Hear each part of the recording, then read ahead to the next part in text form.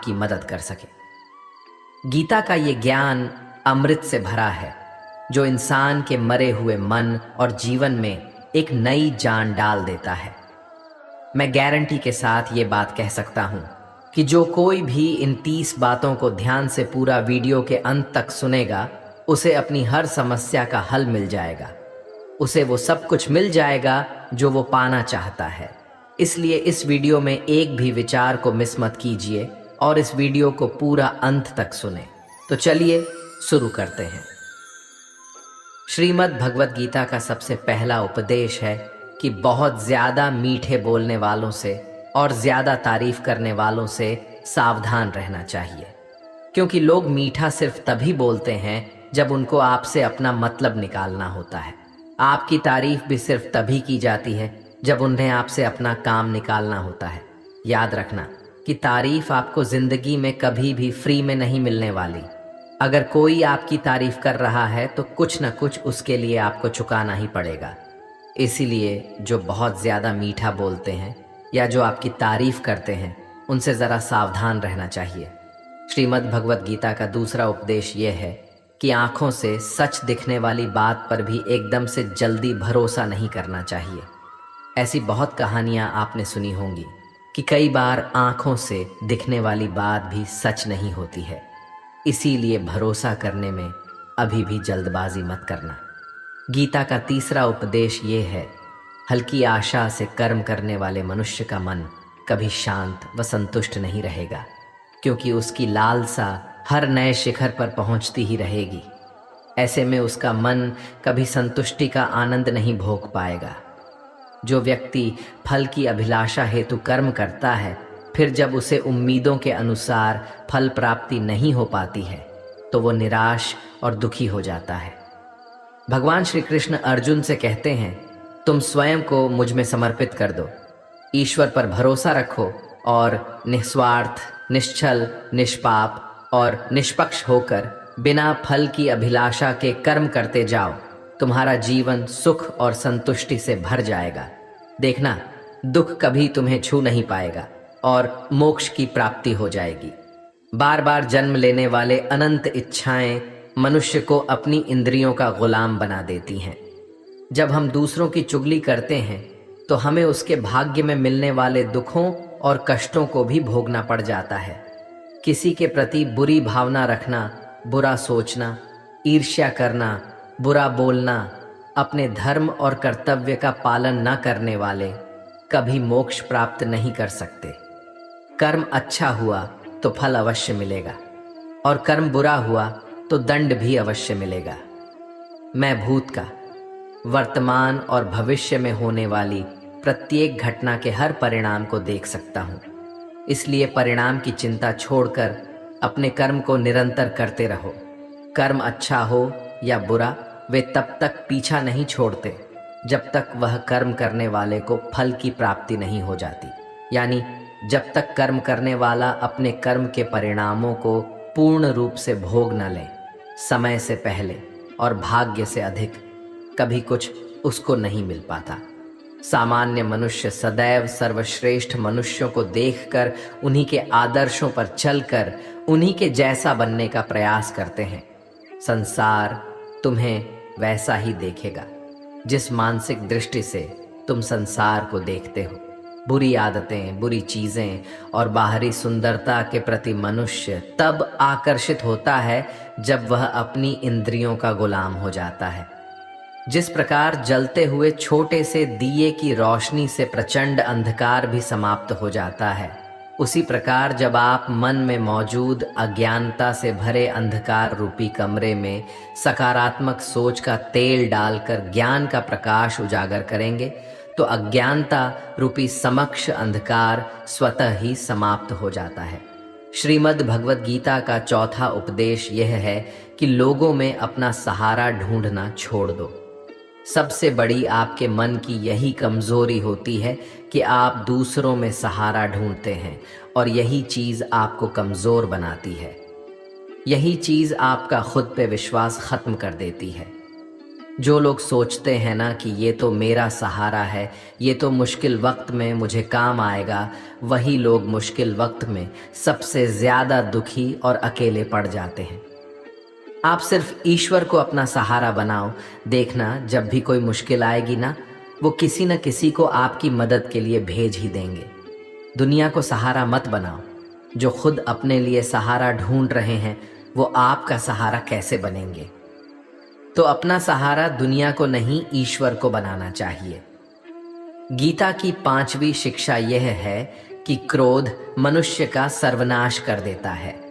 क्रोधी इंसान का कोई मित्र ही नहीं होता। हर इंसान उससे दूर भागता है, उसके सारे रिश्ते समाप्त हो जाते हैं। जो इंसान अपनी क्रोध को नहीं संभाल सकता, वो जिंदगी में कुछ भी संभाल नहीं सकता। श्रीमद् भगवत गीता का 6ठा उपदेश यह है, ईश्वर पर भरोसा रखकर दिल से उन्हें याद करोगे तो वह अवश्य किसी न किसी रूप में आकर आपकी मदद जरूर करेंगे। ईश्वर आपकी सुनता है या नहीं, यह आपके श्रद्धा, विश्वास और आस्था पर निर्भर करता है।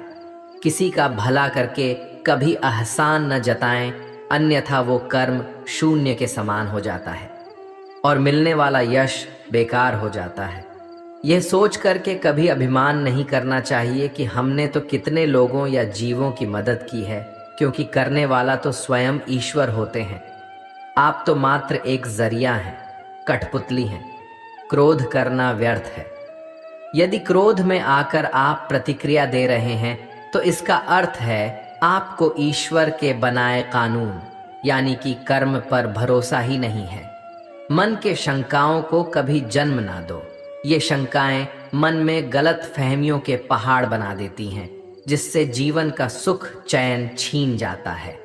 यदि कोई आपके साथ बुरा करता है तो कर्म और समय उसका हिसाब खुद ही कर देगा। उपकार के बजाय परोपकार करें और चिंता की बजाय चिंतन करें। मन को सदैव नियंत्रित करके चलें, अन्यथा ये मन आपका सबसे बड़ा शत्रु बनकर आपसे बुरे कर्म करवा सकता है। ज्ञान सदैव बुद्धि से उत्तम व श्रेष्ठ होनी चाहिए। इसलिए ज्ञान अर्जित करते रहें और बांटते रहें, ताकि दूसरों का जीवन संवर जाए। एक ही मनुष्य की हमेशा मदद न करें जब तक कि वह स्वयं ही काबिल न हो जाए। जो व्यक्ति फल की आशा हेतु कर्म करता है, वह कर्म से ही बंध कर रह जाता है। कोई भी इंसान जन्म से नहीं बल्कि अपने कर्मों से महान बनता है। दुनिया और लोग वैसे ही नजर आएंगे जैसा तुम देखना चाहोगे। मेरा, तेरा, छोटा, बड़ा, अपना, पराया मन से मिटा दो, फिर सब तुम्हारा है और तुम सबके हो। फल की अभिलाषा छोड़कर निरंतर कर्म करने वाला मनुष्य ही अपने जीवन को सुखद और संतुष्टिदायक बना पाता है। कोई भी दुख तुम्हें तब तक विचलित नहीं कर सकता जब तक तुम इंद्रियों को अपने वश में रखते हो। शांति उसी को प्राप्त होती है जो मैं और मेरा तथा मैंने किया या मैंने बनाया, ऐसी लालसा से बाहर आ जाता है। किसी भी वस्तु, वह जगह या जीव एवं मनुष्य से अत्यधिक लगाव एक दिन दुख का सबसे बड़ा कारण बनता है। जीवन में वही मनुष्य संतुष्ट रह सकता है जो कम से कम में भी खुश है और अधिक पाने या होने की लालसा व उम्मीद नहीं रखता। गीता का 7वां उपदेश ये है कि अपने मन को शांत रहना सीखो, क्योंकि अशांत मन जीवन में सिवाय दुख के और आपको कुछ नहीं देने वाला, और एक शांत मन आपको जीवन में प्रेम और आनंद ही देगा। दुख और सुख सिर्फ शांत और अशांत मन के परिणाम हैं। अशांत मन दुख को ही जन्म देता है और शांत मन परम आनंद को जन्म देता है। गीता का 8वां उपदेश यह है कि किसी से भी हद से ज्यादा लगाव कभी मत रखना। दुर्योधन के पिता धृतराष्ट्र का राजगद्दी से बहुत ज्यादा लगाव था। राजगद्दी के आगे उन्हें कुछ भी दिखाई नहीं देता था और गद्दी के लिए उनका वो हद से ज्यादा लगाव और मोह पूरे राष्ट्र को ले डूबा, अनगिनत लोगों की मौत का कारण बन गया। आप भी जब ऐसी ही किसी के पीछे हद से ज्यादा पागल हो जाते हैं तो वो चीज आपको मिले या ना मिले, लेकिन आपकी जिंदगी जरूर खराब कर देती है। गीता का नवा उपदेश ये है, अध्यात्म से जुड़े। एक अध्यात्म ज्ञान ही जीवन को सुकून की तरफ ले जा सकता है। लोगों की बातों पर जितना ध्यान देंगे उतना ही आपका खुद पर से विश्वास कम होता जाएगा। इसलिए खुद पर विश्वास कर खुद के दम पर आगे बढ़ो और स्वयं ही अपना मार्ग तय करो। जीवन में किसी भी पल कुछ भी हो सकता है। जीवन सीमित है, समय व्यर्थ मत करो। बुरे अतीत को याद करके दुखी होने से अच्छा है कि उससे सीख लो और अपने वर्तमान को सुधार कर एक बेहतर भविष्य का निर्माण करो। किस बात को लेकर परेशान हो? कर्म करो और ईश्वर पर भरोसा रखो। क्या होगा क्या नहीं, यह ईश्वर पर छोड़ दें। जितना अधिक पुरुषार्थ करोगे, स्वर्ग का मार्ग उतना ही सरल होगा। स्वयं को ईश्वर के चरणों में सौंप दो। नित्य अच्छे कर्म करो और लोगों की भलाई करो और उन्हें सही राह दिखाओ। एक ज्ञानवान व्यक्ति कभी भी कामुक सुख में आनंद नहीं लेता, इसलिए ज्ञानी बनो। जो हो गया वह अच्छा हुआ, जो हो रहा है वह अच्छा हो रहा है, और जो होगा वह भी अच्छा ही होगा। वेद पुराण पढ़ने का कोई लाभ ही नहीं जब तक उसमें कही बातों को अपने जीवन में अवतरित न करें, उनका पालन न करें। रावण बुद्धिमान अवश्य था, किंतु ज्ञानी नहीं। उसकी अज्ञानता ने उसे क्रोधी, कामुक और अहंकारी बना दिया, जो उसकी मृत्यु का सबसे बड़ा कारण बना। मैं सभी प्राणियों को एक समान रूप से देखता हूँ। मेरे लिए न कोई कम प्रिय है और न ही अधिक। वह ज्ञान व्यर्थ है जो सिर्फ तुम तक ही सीमित है। उस ज्ञान का कोई लाभ नहीं जिससे समाज एवं जगत का कल्याण न किया जा सके। तुम क्यों व्यर्थ में चिंता करते हो? तुम क्यों भयभीत होते हो? कौन तुम्हें मार सकता है? आत्मा न कभी जन्म लेती है और न ही इसे कोई मार सकता है। यही जीवन का अंतिम सत्य है। मनुष्य के कर्म ही मनुष्य को ईश्वर के नज़दीक लाता है या ईश्वर से दूर कर देता है। इसलिए हमेशा अच्छे कर्म ही करें। जब जब इस धरती पर पाप, अहंकार और अधर्म चरम सीमा पर होगा, तब तब उसका विनाश कर धर्म की पुनः स्थापना हेतु मैं अवश्य अवतार लेता हूँ। जो दान कर्तव्य समझकर बिना किसी सोच के किसी ज़रूरतमंद व्यक्ति को दिया जाए, वह दान सात्विक माना जाता है।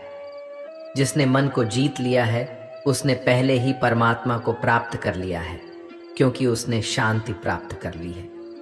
ऐसे मनुष्य के मन पर सुख दुख, सर्दी गर्मी और मान अपमान का कोई फर्क ही नहीं पड़ेगा। जो विद्वान होते हैं वो ना तो जीवन के लिए और ना ही मृत के लिए शोक करते हैं।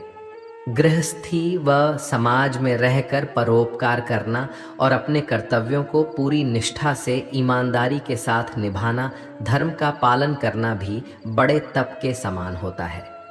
गीता का 10वां उपदेश ये है कि इंसान ही आजकल इंसान का दुश्मन हो गया है।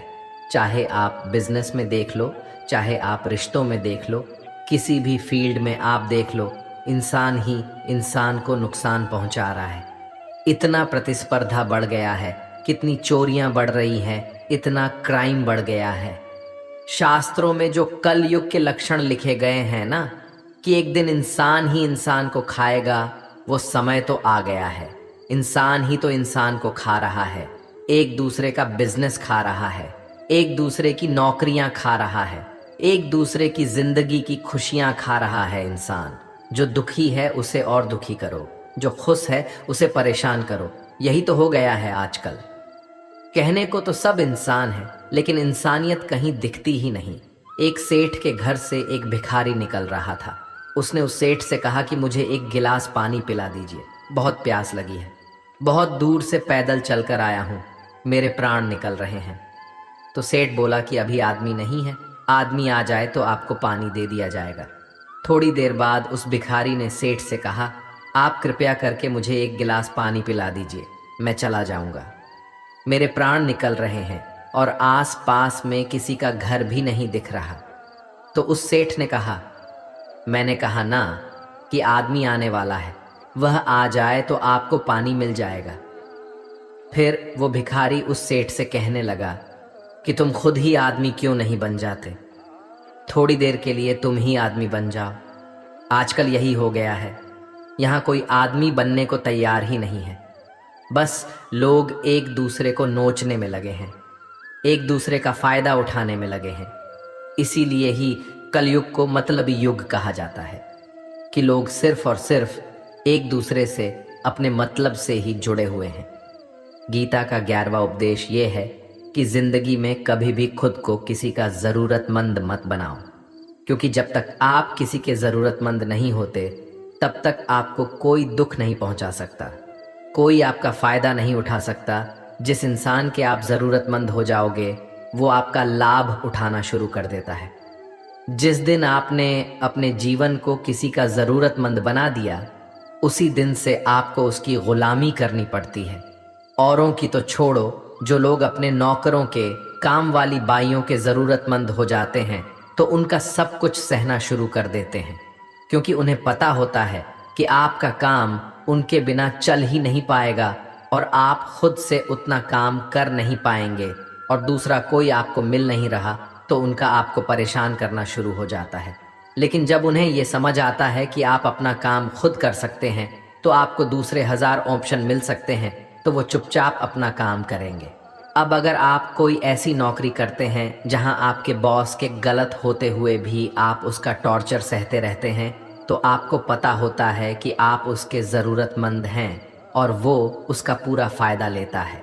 और तो और जिस घर परिवार में आप रहते हैं, अगर वहाँ भी आप किसी के ज़रूरतमंद हैं तो वो आपको पूरा चूस लेता है, क्योंकि वहाँ आप 24 घंटे रहते हैं, कहीं और जा ही नहीं सकते। आपके सर पे चढ़ के नाचेगा वो इंसान और आपको पूरी तरह से अपने कंट्रोल में रखेगा। लोगों को बहुत मज़ा आता है अपने से कमज़ोर इंसान को अपने कंट्रोल में रखने के। आप चाहे हज़ारों के लिए अच्छा करो, चाहे हर वो काम करो जिससे उन्हें खुशी मिले, पर ऐसे लोग आपकी गर्दन को दबा के रखते हैं। आप में अगर कुछ प्रतिभा है तो आपके पंख ही काट दिए जाएंगे।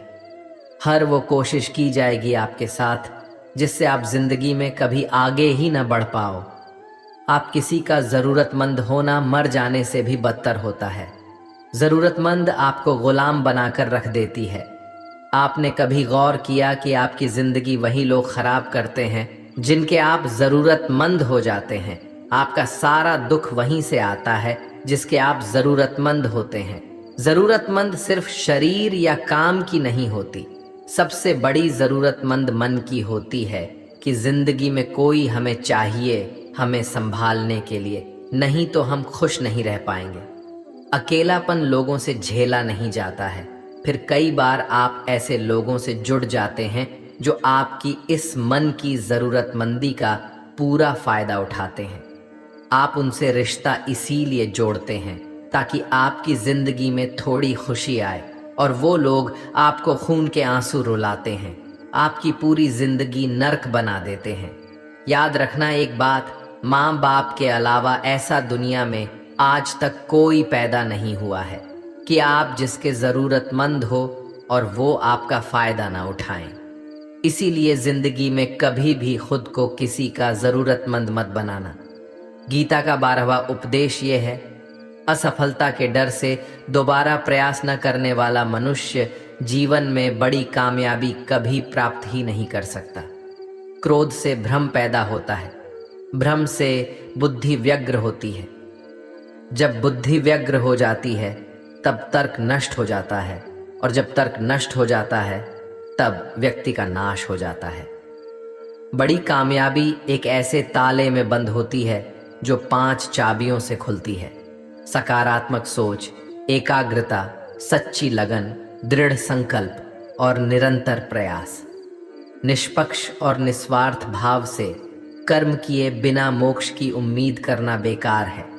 जब भी मनुष्य स्वयं के इंद्रियों के अधीन हो जाता है तो वासना, आलस और लालच जैसी बुरी आदतें मन पर सवार हो जाती हैं। लक्ष्य प्राप्त करने के लिए हमें कर्म में पूर्ण रूप से समर्पण अति आवश्यक है। इसके लिए धन की लालसा मन से निकालकर अपने कर्म पर केंद्रित होना चाहिए। कर्म को लेकर श्री कृष्ण जी कहते हैं, हे अर्जुन, तुम कर्म करने के अधिकारी हो, ना कि उससे मिलने वाले फल के। अतः बिना फल की आशा किए जब कर्म करोगे तभी तुम फल की प्राप्ति के पात्र कहलाओगे। क्रोध सोचने की ताकत को हर लेता है, जिस वजह से सही फैसला ले पाना कठिन हो जाता है। यदि आप कर्म फल प्राप्ति की लालसा व लालच हेतु कर रहे हैं तो कर्म कभी आपकी उम्मीदों के अनुसार प्राप्त नहीं होगा। बुरे कर्म से पीछा छुड़ाने का सबसे बेहतर तरीका है मन में अच्छे विचारों को आने दो और सकारात्मकता से सोचो। मनुष्य का मन परिवर्तनशील है। हमारे सोचने का तरीका और आदतें वैसे ही बनेंगी जिस तरह से लोग और माहौल में हम अधिक समय बिता रहे होंगे। मनुष्य जीवन में वही करता है जो भी वो देखता है, सुनता है, समझता है। जो व्यक्ति किसी अच्छे कर्म को करते हुए उसे ही अपना सौभाग्य और पुरस्कार मानता है तो ऐसे व्यक्ति को कर्मफल उम्मीदों से कहीं अधिक मिल जाता है। बड़े लक्ष्यों के निर्माण और सपनों को सच करने के लिए सबसे पहले आपको कल्पनाकारी बनना होगा। गीता का 13वां उपदेश यह है कि जिस रिश्ते में मर्यादाएं टूट जाती हैं वहां सिर्फ सर्वनाश ही होता है। कोई आपसे बड़ा है या छोटा है, अगर वो रिश्तों में अपनी मर्यादाओं को तोड़ देगा तो वो रिश्ता कभी नहीं टिक सकता। रिश्ता सिर्फ तभी चलता है जब दो लोग एक दूसरे की इज्जत करते हैं, कदर करते हैं और कभी अपनी लिमिट क्रॉस नहीं करते हैं। जिस रिश्ते में कोई लिमिट नहीं है, एक दूसरे की इज्जत नहीं है, वो रिश्ता आज नहीं तो कल खत्म ही हो जाता है। गीता का 14वां उपदेश ये है कि जिस रिश्ते में मर्यादाएं टूट जाती हैं वहां सिर्फ सर्वनाश ही होता है।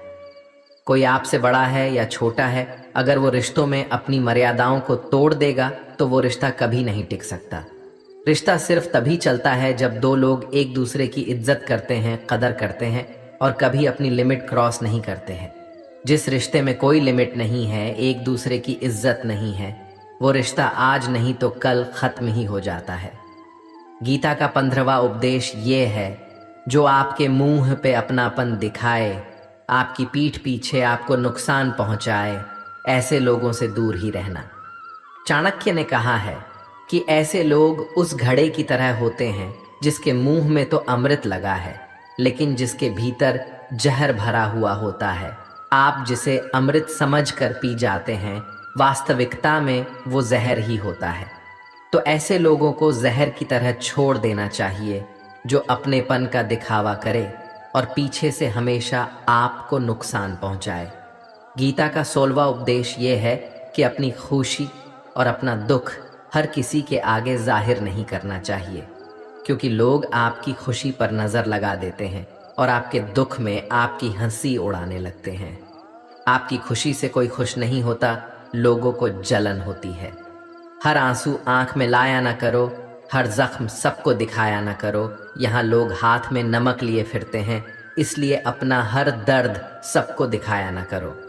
लोग तो बैठे ही हैं दुखी इंसान को और दुखी करने, और जो खुश है उसको तकलीफ पहुंचाने के लिए।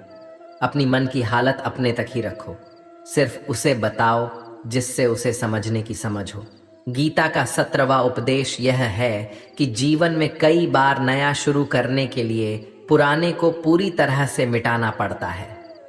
श्री कृष्ण से कुंती ने पूछा था कि हे कृष्ण, क्यों तुमने इतना बड़ा महायुद्ध करवा दिया?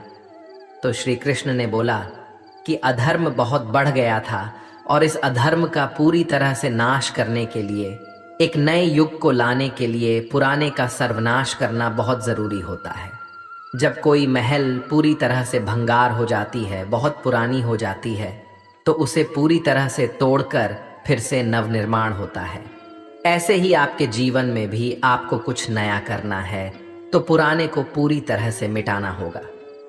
गीता का 18वां उपदेश यह है कि जब भी जिंदगी में खुद को अकेला महसूस करो, तब इस सच्चाई को ठीक से समझ लेना कि आप दुनिया में अकेले ही आए थे और अकेले ही जाओगे। वास्तविकता में यहाँ कोई आपका अपना नहीं है। एक दिन तो जो माँ बाप हमें जन्म देते हैं वो भी हमें अकेला छोड़ के चले जाते हैं, तो औरों से तो उम्मीद ही क्या करना। यदि कोई आपका साथ छोड़ दे तो याद रखना कि वो ईश्वर सदा आपके साथ है, वो कभी आपका साथ नहीं छोड़ता। गीता में श्री कृष्ण ने अर्जुन से कहा कि चाहे कोई मनुष्य मुझे माने या न माने, लेकिन मैं इंसान का साथ कभी नहीं छोड़ता, क्योंकि ये सब मेरी ही संतानें हैं। इंसान को ईश्वर का ही अंश कहा गया है, इसलिए मनुष्य को ईश्वर की संतान कहा जाता है। इसीलिए आपको अकेलेपन से कभी दुखी नहीं होना चाहिए, कभी डरना नहीं चाहिए, बल्कि किसी गलत इंसान के साथ रहने से डरना चाहिए। एक कहावत है कि something is better than nothing, यानी कुछ होना कुछ नहीं होने से कुछ गुना बेहतर है। लेकिन एक और कहावत है कि nothing is better than nonsense. In nonsense लोगों के साथ रहने से अच्छा है आप अकेले ही रहो। इसीलिए गीता का ये उपदेश हर इंसान के लिए बहुत ज़रूरी है, जो खुद को अकेला समझकर दुखी हो जाते हैं। इसीलिए अकेलेपन से डरना, दुखी होना छोड़ दो, क्योंकि यहाँ कोई किसी का नहीं होता। गीता का 19वां उपदेश ये है कि जीवन में कई बार नया शुरू करने के लिए पुराने को पूरी तरह से मिटाना पड़ता है। श्री कृष्ण से कुंती ने पूछा था कि हे कृष्ण, क्यों तुमने इतना बड़ा महायुद्ध करवा दिया?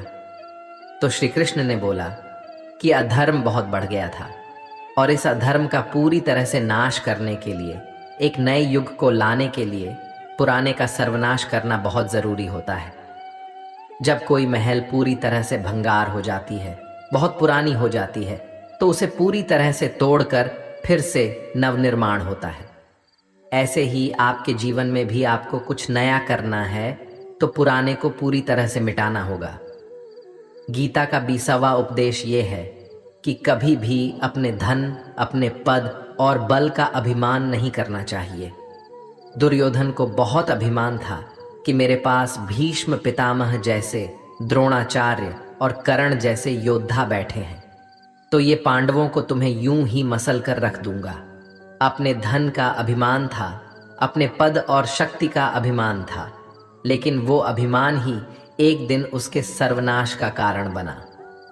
जो लोग अपने पैसे के अहंकार में या शक्ति के अहंकार में दूसरों को नीचा दिखाते हैं, दूसरों को चोट पहुंचाते हैं, एक दिन उनकी वही गलती उनका सर्वनाश कर देती है।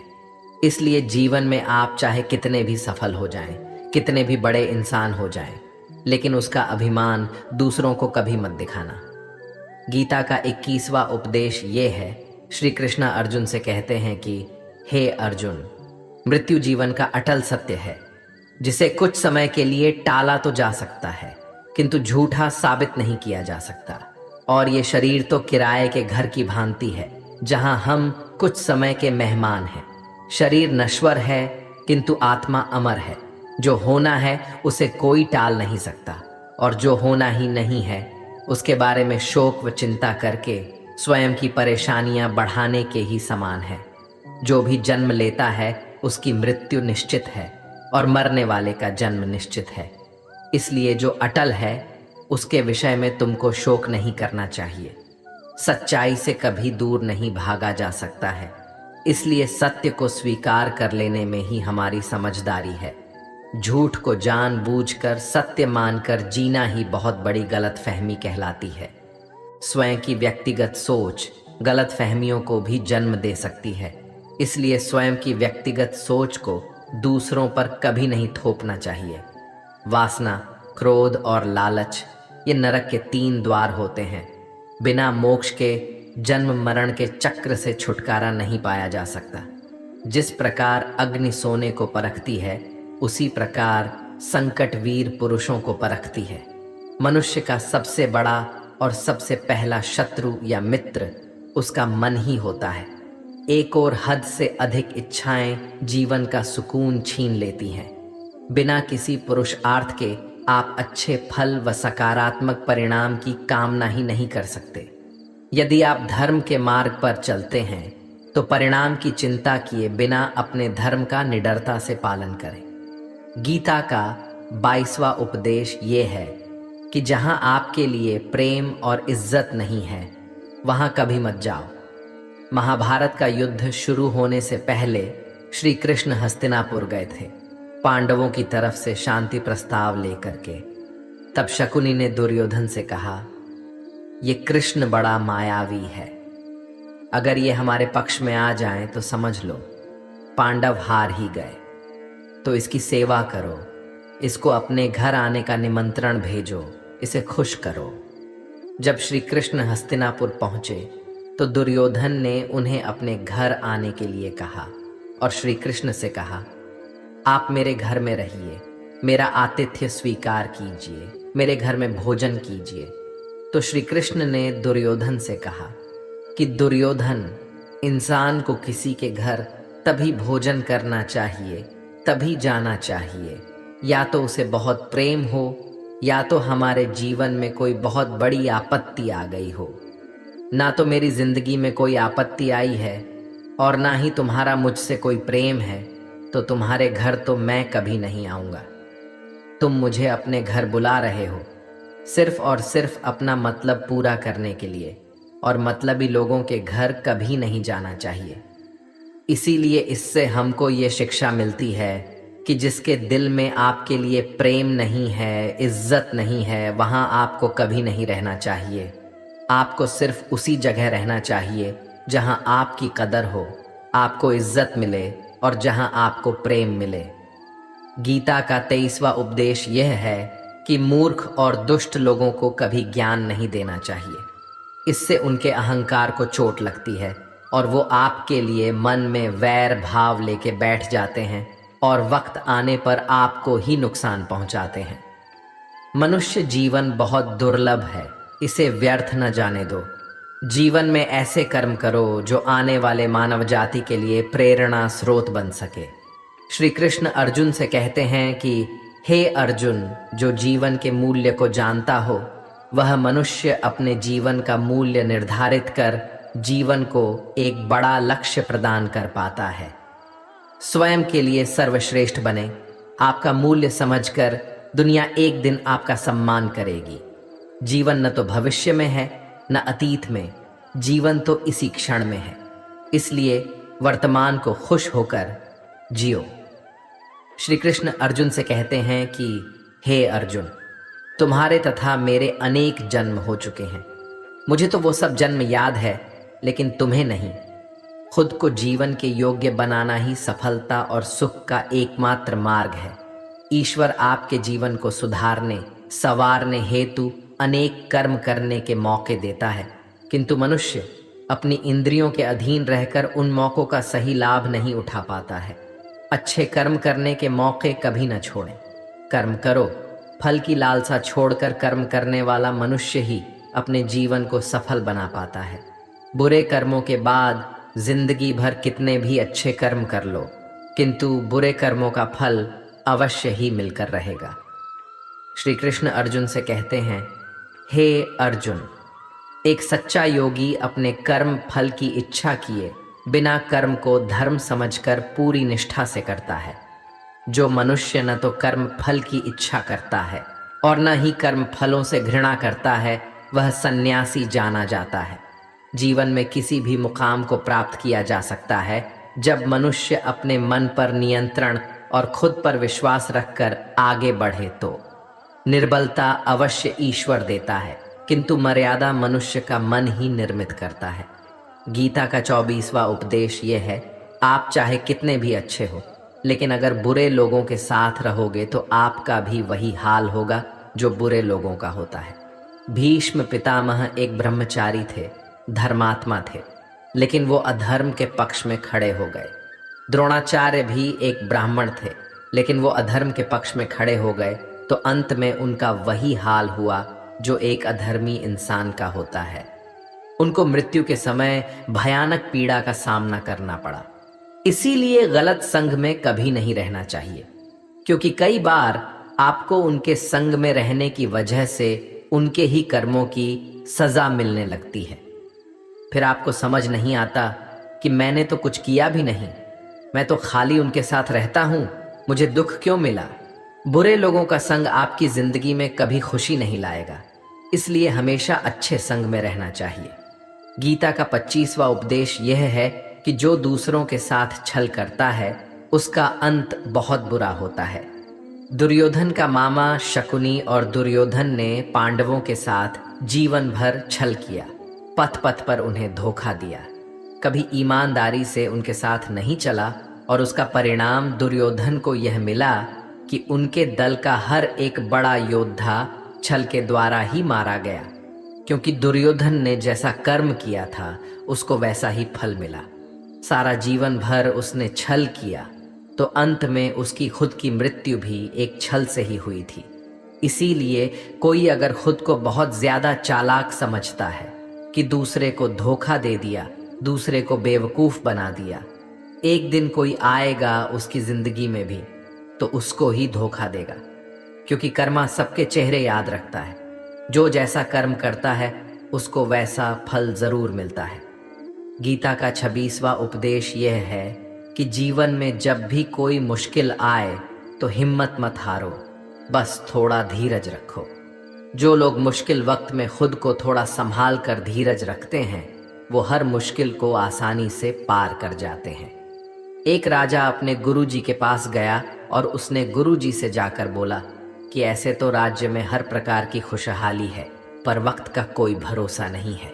अगर कभी जिंदगी में कोई मुश्किल वक्त आए, कोई बुरा वक्त आए, तो उस वक्त के लिए मुझे कोई मंत्र दीजिए, कोई शिक्षा दीजिए, कोई उपदेश दीजिए कि उस बुरे वक्त से कैसे बाहर निकलना है। तो गुरुजी ने उसे एक ताबीज बांधकर दे दिया और राजा से कहा कि इस ताबीज में मैंने एक मंत्र लिख कर रखा है। जब तुम्हारी जिंदगी में बहुत बुरा वक्त आए और तुम्हें लगे कि इससे बुरा तो अब कुछ हो ही नहीं सकता, उस समय पे ये ताबीज खोल के तुम इस मंत्र को पढ़ लेना, तुम्हारे अंदर बहुत शक्ति आ जाएगी।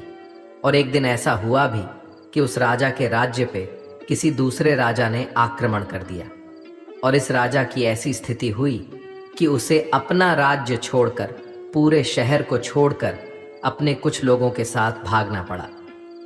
उस समय पे राजा बहुत दुखी था और विचार करने लगा कि गुरुजी ने मुझे तावीज़ दिया था कि जब जिंदगी में बहुत बुरा वक्त आए तब उसे खोलकर पढ़ना, और इसके अंदर जो मंत्र लिखा हुआ है वह मेरे अंदर शक्ति भर देगा।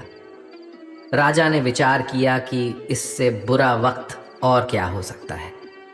उसने गुरुजी का दिया हुआ वह ताबीज़ खोला और उसके अंदर लिखा हुआ था कि यह वक्त भी गुजर ही जाएगा। इस वचन को पढ़कर राजा के मन में एक शक्ति आई, विश्वास जगा कि ये जो बुरा वक्त है ये भी टिकने वाला नहीं है, ये भी निकल ही जाएगा। इसलिए मुझे हिम्मत नहीं हारनी, वापस से अपनी सेना खड़ी करनी है। और उस राजा ने वापस अपने सैनिकों को जमा करके अपनी सेना को खड़ा किया और उस राजा पर हमला करके अपना राजा वापस प्राप्त किया। तो जिंदगी में स्थिति चाहे कितनी भी बुरी क्यों ना हो, वह हमेशा के लिए नहीं रहने वाली, वो भी एक दिन गुजर जाएगी। वक्त चाहे कैसा भी हो, एक दिन ज़रूर बदल जाएगा। हमारी ज़िंदगी में न जाने कितनी बार दुख आए, कितनी बार मुश्किल वक्त आया, लेकिन हम हर बार निकल जाते हैं। ऐसे ही आपकी ज़िंदगी में जब कोई मुश्किल वक्त आए, बुरा वक्त आए, तो मन में ये विश्वास रखना कि ये वक्त भी एक दिन गुजर ही जाएगा। इसलिए अपनी हिम्मत मत हारो। अगर आपके अंदर धीरज है तो आप बुरे से बुरे वक्त को भी ज़रूर पार कर जाओगे। गीता का 27वां उपदेश यह है कि आज के युग में बहुत ज़्यादा अच्छे मत बनो, नहीं तो ये दुनिया आपको लूट के कंगाल कर देगी। पांडवों की कहानी ये शिक्षा देती है कि ज़्यादा अच्छा बनना आपको कई बार बहुत दुख दे सकता है। जो पांडव हमेशा धर्म पे चलते थे, कभी कोई गलत काम नहीं किया, लेकिन उनका सारा राजपाट चला गया। उनकी पत्नी को भरी सभा में नग्न करने की कोशिश की गई। भिक्षा लेकर के उन्हें अपनी जिंदगी गुजारनी पड़ी। कारण क्या था? वो कुछ ज्यादा ही अच्छे बन रहे थे। यह तो तब की बात है, और आज की दुनिया तो और बदल चुकी है। लोग अच्छे इंसान को इज्जत कम देते हैं, बल्कि उसका इस्तेमाल ज्यादा किया जाता है। अगर आप भी लोगों के साथ अच्छा चलते हैं तो आप इस चीज को खुद अनुभव कर पाएंगे। आप जितना लोगों के साथ अच्छा चलते हैं, लोग आपके साथ उतना गलत व्यवहार करते हैं, लोग आपका उतना ज्यादा इस्तेमाल करते हैं। आप दूसरों की खुशी के लिए कुछ भी करते जाते हैं और लोग सिर्फ आपका फायदा लेने में लगे रहते हैं। इसीलिए आज के ज़माने में खुश रहना है ना, तो बहुत ज़्यादा अच्छे मत बनो। इसका मतलब ये नहीं कि आप बुरे इंसान बन जाओ। आप अपनी नज़र में अच्छे बनते रहो, दुनिया की नज़र में अच्छे बनने की कोशिश कभी मत करना। गीता का 28वां उपदेश यह है कि आप अपने गुजरे हुए वक्त को भूल जाओ, क्योंकि अगर आप गुजरे हुए वक्त के दुख में जीते रहोगे, उसके पश्चाताप में जीते रहोगे, तो आज भी आप कभी खुश नहीं रह पाओगे। समझदार लोग जो समय चला गया है उसका दुख कभी नहीं करते। आपका बीता हुआ कल कैसा भी क्यों न हो, पर उसका प्रभाव आपके आज पर नहीं पड़ना चाहिए। जो भी आपके साथ हुआ उससे सबक लो, शिक्षा लो कि अब यह जिंदगी में आगे नहीं होने देंगे हम, और जीवन में आप आगे बढ़ जाओ। कई बार लोग रोते रहते हैं कि उस इंसान ने मेरे साथ इतना गलत किया, इसीलिए आज जिंदगी में मैं इतना दुखी हूँ। लोग कोसते रहते हैं दूसरों को कि उसकी वजह से मेरी जिंदगी में दुख है, उसकी वजह से मेरी जिंदगी खराब हो गई है। लेकिन जब तक आप उसे कोसते रहेंगे, आप जिंदगी में कभी खुश नहीं रह पाएंगे, कभी आगे नहीं बढ़ पाएंगे। जो हुआ, जो लोगों ने आपके साथ किया, उसे आप बदल नहीं सकते, लेकिन आपका आज आप जरूर बदल सकते हो।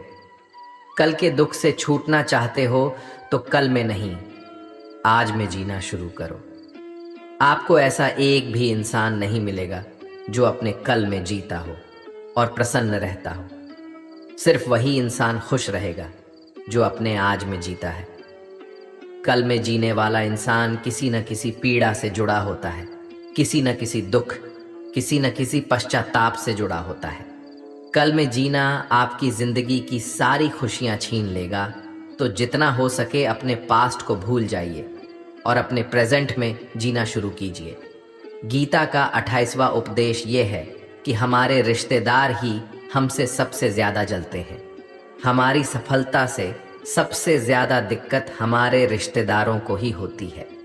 बाहर वालों को कोई फ़र्क नहीं पड़ता कि आपकी ज़िंदगी में क्या हो रहा है, और जो आपके रिश्तेदार होते हैं उनकी पूरी नज़र रहती है आपकी ज़िंदगी पर। बाहर से तो वो यही कहेंगे कि आगे बढ़ो, सफल हो जाओ, खुश रहो ज़िंदगी में, और जब उन्हें आप अपनी सफलता के बारे में बताएंगे, अपनी किसी कामयाबी की खबर उनको सुनाएंगे, तो उसे सुनकर उन्हें बिल्कुल भी खुशी नहीं होती। कई बार सारी दुनिया आपको पसंद करती है, आपके काम की तारीफ करती है, लेकिन आपकी कदर आपके घर में ही नहीं होती। महाभारत का युद्ध बाहर के लोगों में नहीं हुआ था, यह भाइयों के आपस की लड़ाई थी। पांडवों के हर सुख से दुर्योधन जलता था। जब भी पांडव किसी काम में सफल होते थे, उसे बिल्कुल भी बर्दाश्त नहीं होता था।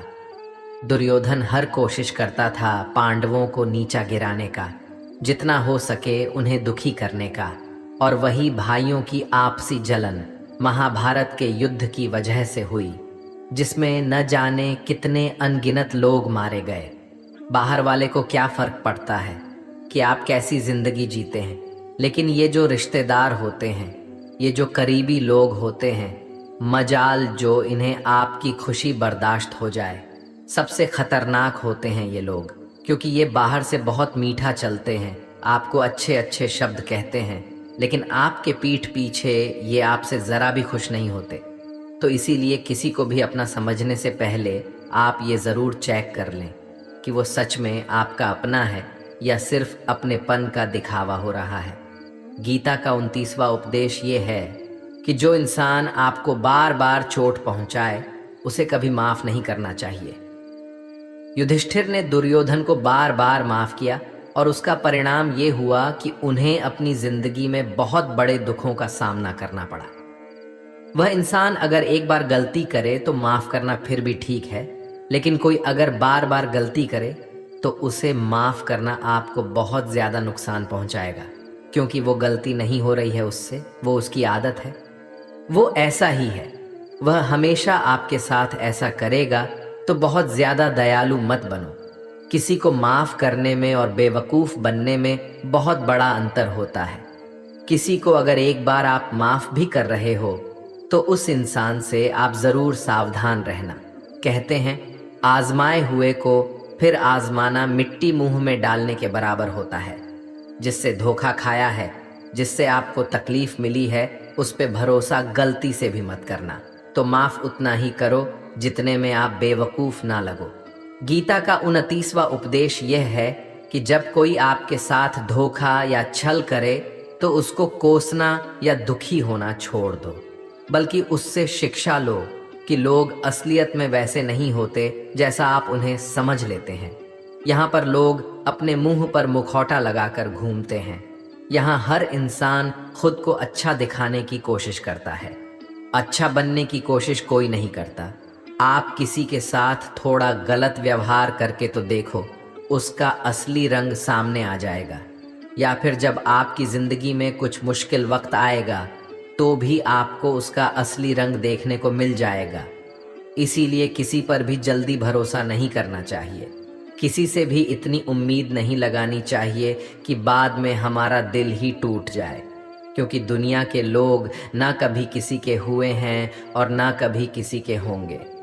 अपना दिल उस ईश्वर को समर्पित कर दो, फिर देखना आपका दिल कोई नहीं दुखा पाएगा। श्री कृष्ण ने अर्जुन से गीता के 12वें अध्याय भक्ति योग में कहा है कि हे अर्जुन, अपना मन, अपनी बुद्धि, अपना दिल सिर्फ उसमें लगा दे, फिर देखना तेरा दिल कोई नहीं दुखा पाएगा, कोई तेरा दिल नहीं तोड़ पाएगा। याद रखना, इस दुनिया में आप जिससे भी सबसे ज़्यादा दिल लगाओगे, सबसे ज़्यादा दुख भी आपको वही इंसान देगा, क्योंकि इस दुनिया में दिल की कोई कदर नहीं है, भावनाओं की कोई कदर नहीं है। कदर होती है बस मतलब की, फ़ायदे की, कि आपसे किसी का क्या फ़ायदा हो सकता है। जब तक आपसे लोगों का मतलब है तब तक सब लोग आपसे अच्छा चलते हैं। जैसे ही उनका मतलब ख़त्म हो जाता है वैसे ही उनका बात करने का तरीका भी बदल जाता है। इसीलिए जब आप किसी से नया नया मिलते हैं तो उस पर यकीन मत करिए, वह सिर्फ एक मुखौटा है आपको दिखाने के लिए, आपको फंसाने के लिए। अब ये आप पर निर्भर करता है कि आप उसमें फंसते हैं या अपनी समझ से काम लेते हैं। गीता का 30वां उपदेश यह है कि डर धारण करने से भविष्य के दुख का निवारण नहीं होता है। डर से चिंताएं तो बढ़ती हैं, जो मन का सुख चैन सभी छीन लेती है। किसका डर है तुम्हें? कौन तुम्हें मार सकता है? तुम शरीर नहीं हो। शरीर तो तुम्हारा मात्र एक साधन है अपने कर्मों को सिद्ध करने का। तुम एक आत्मा हो जो कि अमर है। तुम युगों से अनेकों शरीर धारण करते आए हो। अब मानव शरीर तुम्हें प्राप्त हुआ। अपने कर्म को सिद्ध करके जीवन का मात्र उद्देश्य परोपकार करना है, जरूरतमंद की निस्वार्थ मदद करना है। जो व्यक्ति निरंतर और अविचलित भाव से भगवान के रूप में मेरा स्मरण करता है वो मुझको अवश्य ही पा लेता है। कोई व्यक्ति मेरे अस्तित्व को नकारे उससे मुझे कोई फर्क नहीं पड़ता है। बस वो मनुष्य दिल का साफ और कर्म का नेक, ईमानदार और भला मनुष्य होना चाहिए। मैं श्रद्धा भाव का भूखा हूँ। अगर कोई प्रेम और भक्ति के साथ मुझे पत्र, फूल, फल या जल प्रदान करता है तो मैं उसे स्वीकार करता हूँ, अन्यथा 56 भोग भी मेरे लिए तुच्छ हैं। निस्वार्थ भाव से किसी की मदद करना, सेवा समझकर दान पुण्य करना, निष्पक्ष होकर निर्णय करना, कर्म करना, ये तमाम कर्म मेरी भक्ति करने के समान ही हैं। ऐसे मनुष्य मुझे अति प्रिय होते हैं। प्रेम उसी से करो जो आपके प्रेम के लायक हो। जिसे आपके प्रेम की कदर नहीं, उससे जितना दूर रहो उतना अच्छा होता है। आजकल लोग कहते हैं कि सबसे ज़्यादा पीड़ा प्रेम देता है। लोगों ने प्रेम जैसी पवित्र चीज़ को गंदा कर दिया है, ज़ार बना दिया है। सबसे ज़्यादा लोग एक दूसरे को प्रेम और भरोसे के नाम पर ही लूटते हैं। अगर आपका किसी से प्रेम नहीं है तो वह आपकी भावनाओं को चोट पहुंचा ही नहीं सकता। संबंध चाहे जो भी हो, हद से ज़्यादा किसी से प्रेम करोगे और अगर वो उसके लायक नहीं तो सिवाय दुख के और कुछ नहीं मिलेगा। वास्तविकता में प्रेम पीड़ा नहीं देता, बल्कि ऐसे इंसान से प्रेम करना पीड़ा देता है जिसे आपके प्रेम की कद्र नहीं है। तो प्रेम सिर्फ उसी इंसान से करो जिसे आपके प्रेम की कदर है। जहां आपको यह एहसास हो जाए कि आपके प्रेम की, आपकी भावनाओं की कदर तक नहीं है, वहां से आप कृपया करके खुद को दूर ही रखें। दोस्तों, अगर आपने भगवान श्री कृष्ण द्वारा दिए गए इन विचारों से कुछ भी सीखा हो तो कमेंट में जय श्री राधे कृष्ण अवश्य लिख दीजिए और वीडियो को लाइक करके चैनल को सब्सक्राइब कर लीजिए और इस वीडियो को अपने प्रिय लोगों के साथ अवश्य शेयर कीजिए। धन्यवाद। जय श्री राधे कृष्णा।